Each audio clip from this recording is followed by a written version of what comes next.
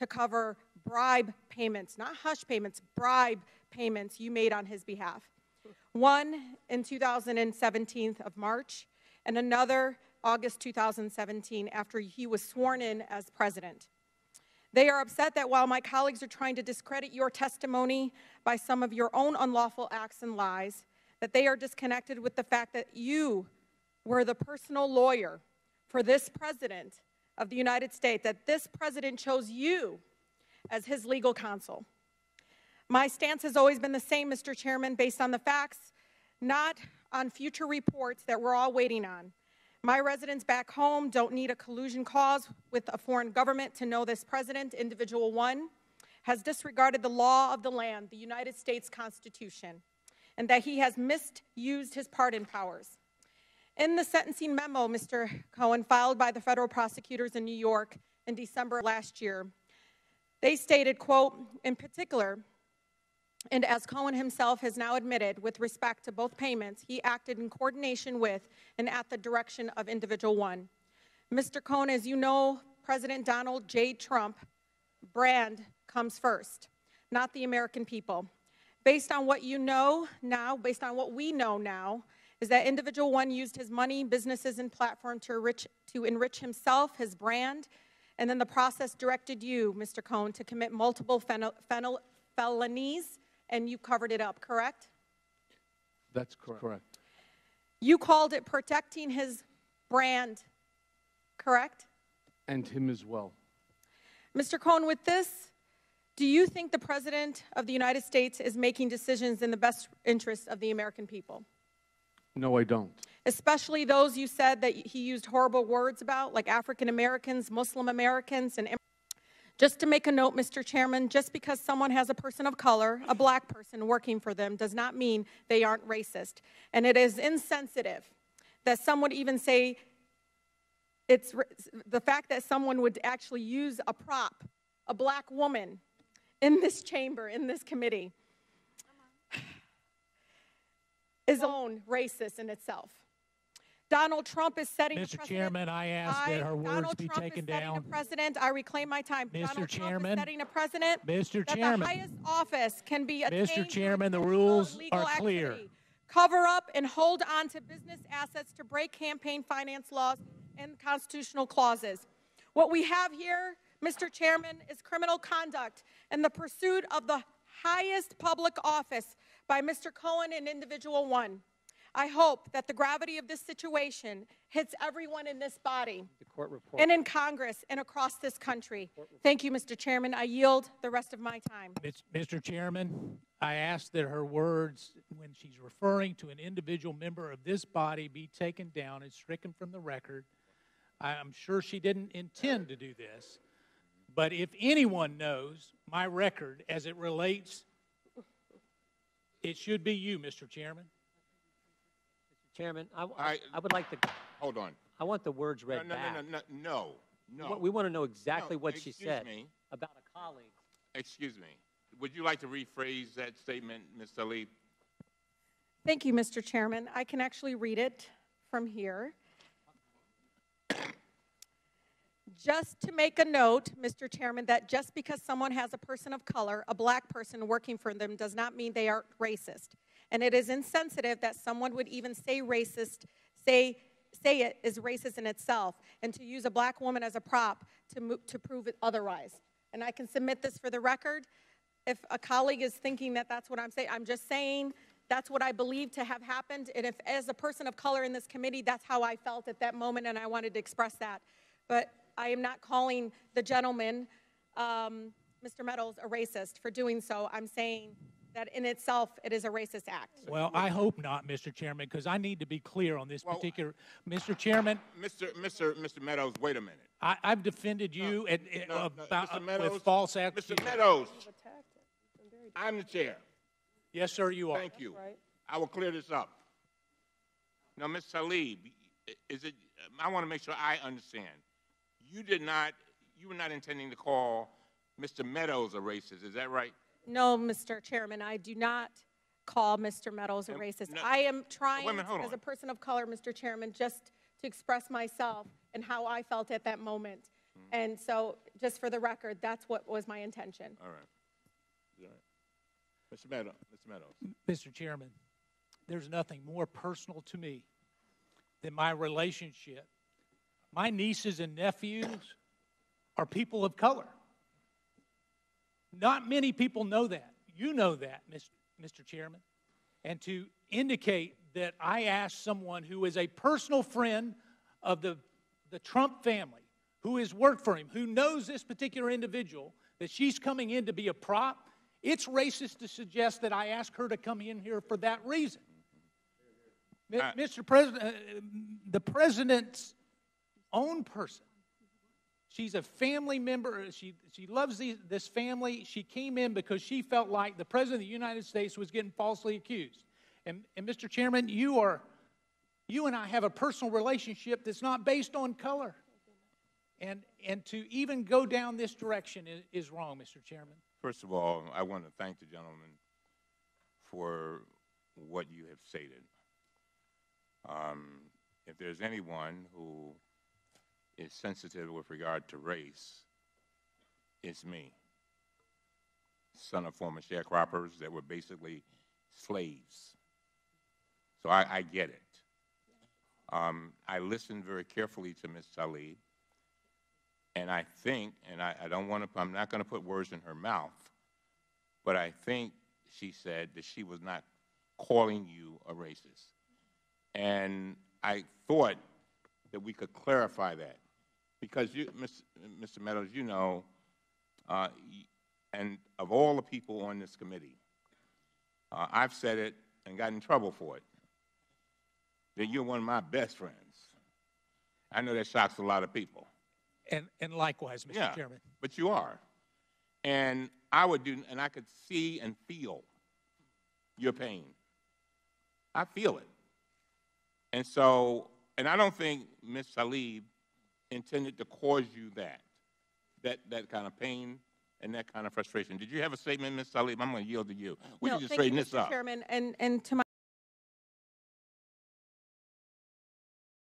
I do apologize if that's what it sounded like, but I said someone in general. And as everybody knows in this chamber, I'm pretty direct, so if I wanted to say that, I would have, but that's not what I said. And thank you, Mr. Chairman, for allowing me to clarify. But again, I said someone. And again, I was not referring to you at all as a racist.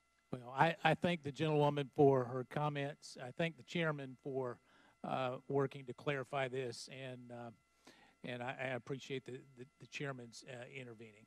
Now, to the gentleman, first of all, thank you for allowing us to resolve that. The gentleman had asked a little bit earlier. I will withdraw my request. Oh, you don't want to do the unanimous consent? I need the unanimous consent, but I think I need to officially withdraw my request that it be stricken from. Go ahead, withdraw it. You did it? I did. All right, sounds good.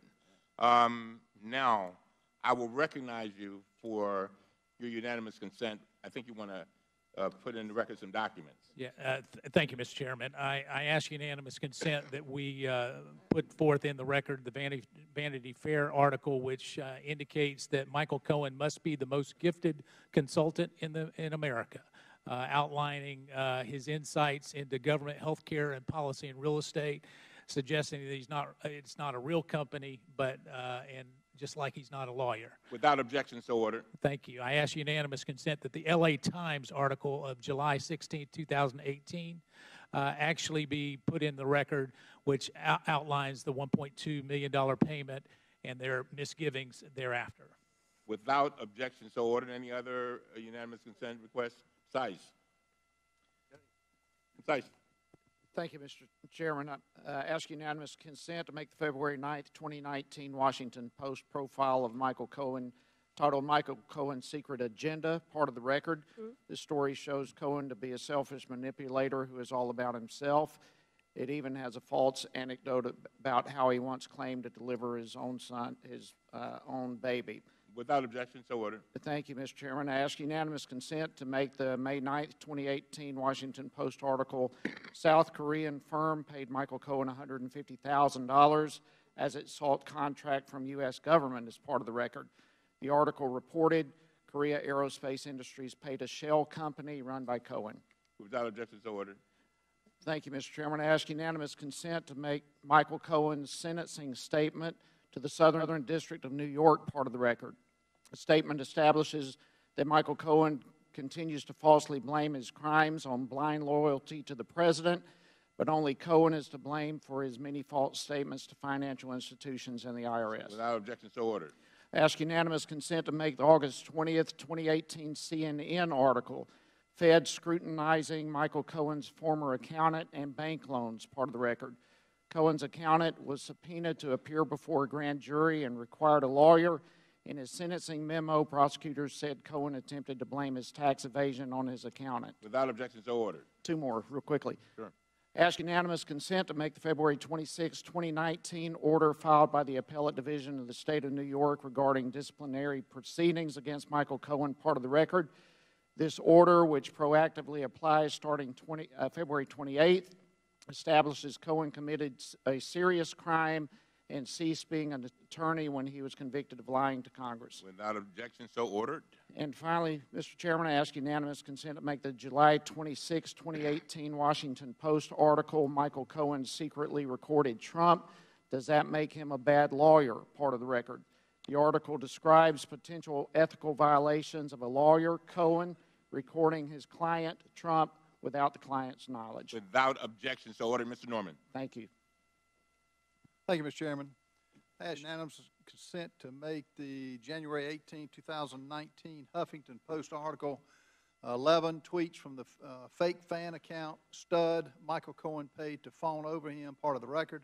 The account is described as a place for women who love and support Michael Cohen. Strong pit bull, sex symbol, no nonsense, business oriented, and ready to make it. Without objection, so ordered. Mr. Roy. Thank you, Mr. Chairman. I would ask unanimous consent to make the April 20th, 2018 article in Mother Jones titled Michael Cohen Says He's Never Been to Prague. He told me a different story, part of the record. Without objection, so ordered. Thank you, sir. Very well. Mr. Cohen, I have some concluding remarks. But before I do that, do you have anything you'd like to say? Yes, Mr. Chairman, I would. I have some closing remarks I would like to say myself. Is this an appropriate time? You can do it now. Thank you. So first I want to thank you, Chairman, because I appreciate the opportunity to share some final thoughts. I have acknowledged I have made my own mistakes, and I have owned up to them publicly and under oath. But silence and complicity in the face of the daily destruction of our basic norms and civility to one another will not be one of them. I did things and I acted improperly, at times at Mr. Trump's behest. I blindly followed his demands. My loyalty to Mr. Trump has cost me everything. My family's happiness, friendships, my law license, my company, my livelihood, my honor, my reputation, and soon my freedom. And I will not sit back, say nothing, and allow him to do the same to the country. Indeed, given my experience working for Mr. Trump, I fear that if he loses the election in 2020, that there will never be a peaceful transition of power. And this is why I agreed to appear before you today. In closing, I'd like to say directly to the President, we honor our veterans even in the rain. You tell the truth even when it doesn't aggrandize you. You respect the law and our incredible law enforcement agents. You don't villainize them. You don't disparage generals, Gold Star families, prisoners of war, and other heroes who had the courage to fight for this country. You don't attack the media and those who question what you don't like or what you don't want them to say. And you take responsibility for your own dirty deeds. You don't use your power of your bully pulpit to destroy the credibility of those who speak out against you. You don't separate families from one another or demonize those looking to America for a better life.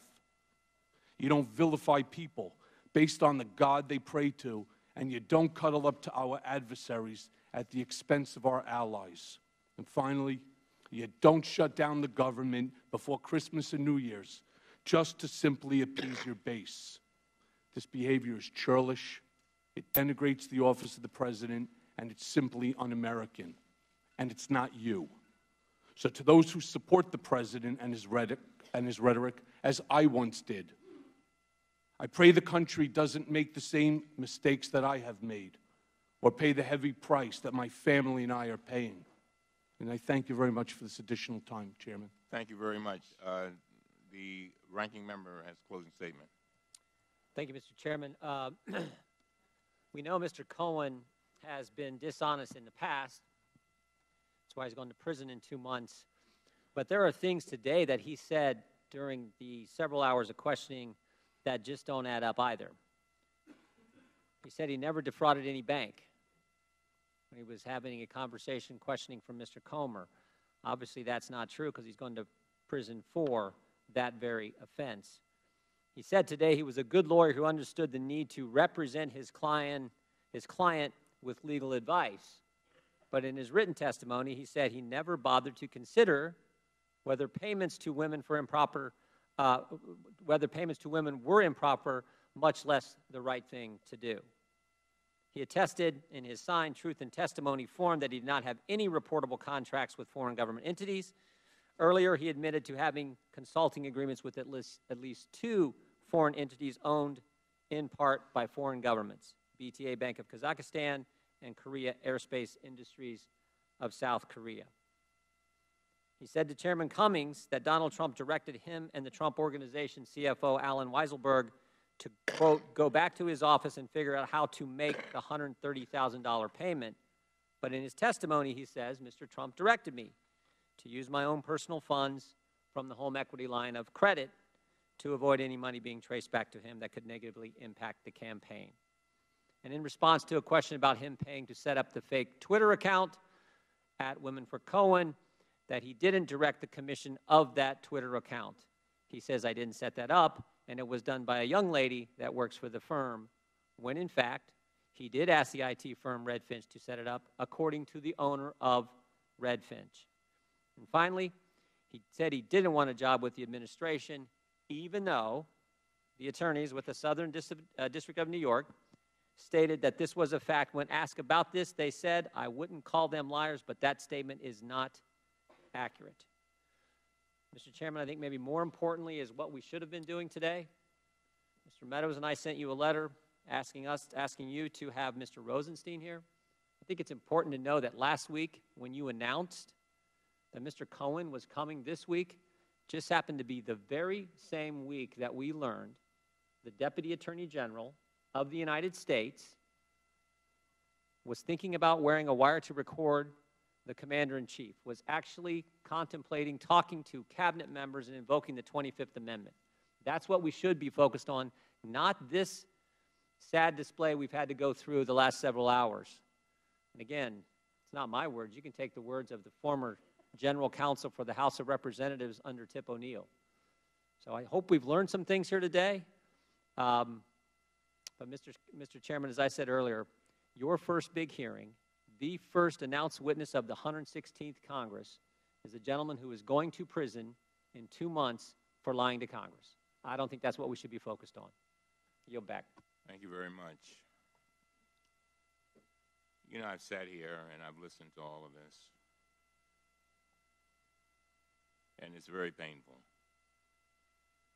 It's very painful.